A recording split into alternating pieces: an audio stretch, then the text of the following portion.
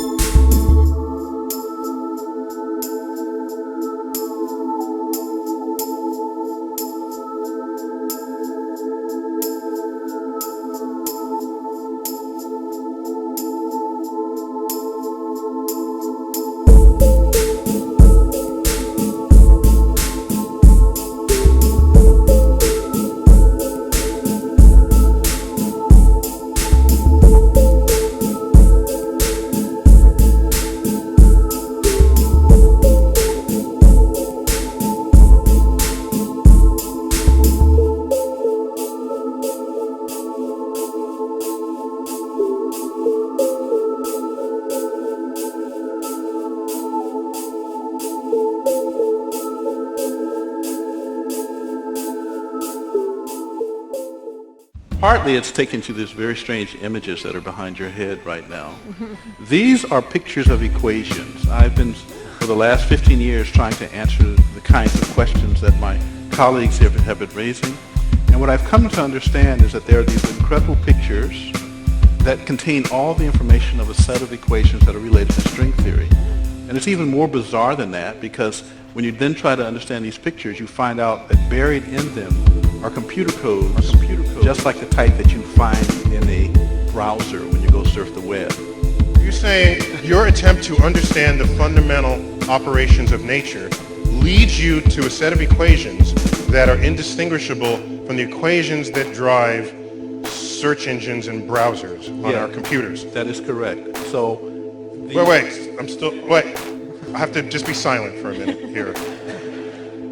So you're saying as you dig deeper, you find computer code writ in the fabric of the cosmos. Into the equations that we want to use to describe the cosmos, yes. Computer code. Computer code, strings of bits of ones and zeros. It's not just sort of resembles computer code, you're saying it is computer code.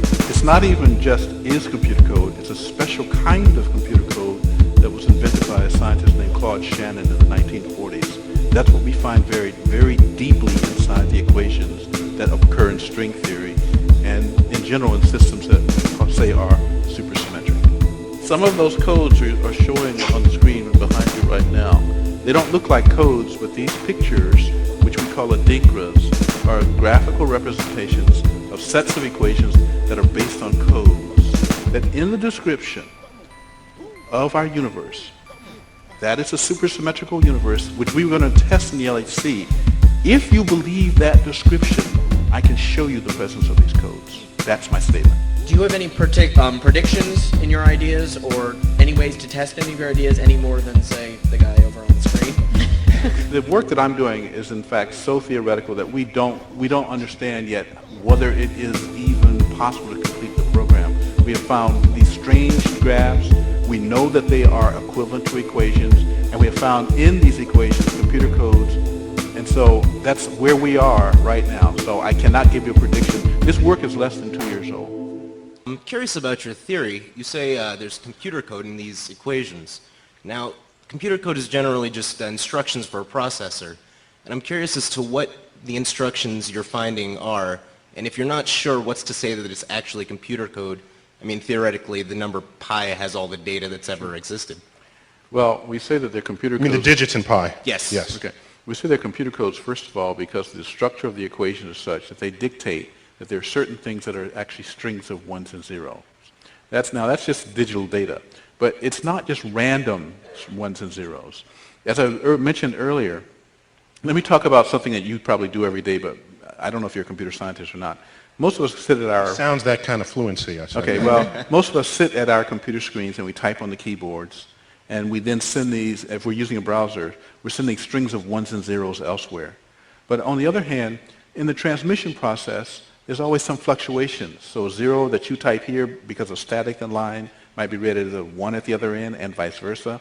And so in fact, when you sit and type on the keyboard, your computer's doing something behind your back. Namely, it throws in a bunch of extra ones and zeros, and these things are called error correcting codes, so that the computer at the other end can look at the whole collection of what you typed plus what was sent and figure out if there were bits that were being flipped back and forth.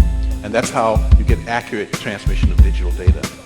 Among the codes that are used for this purpose are a special class of codes that are called block linear self-dual error correcting codes. They were first, in fact, the Shannon extended checksum code is an example of one of these things.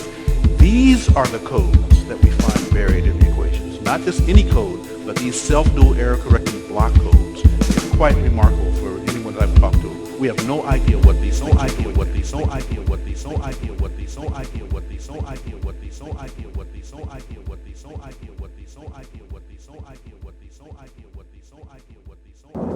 During our first mission to the moon, Mission Control recorded the following broadcast of strange noises that were heard on the Apollo 11 spacecraft.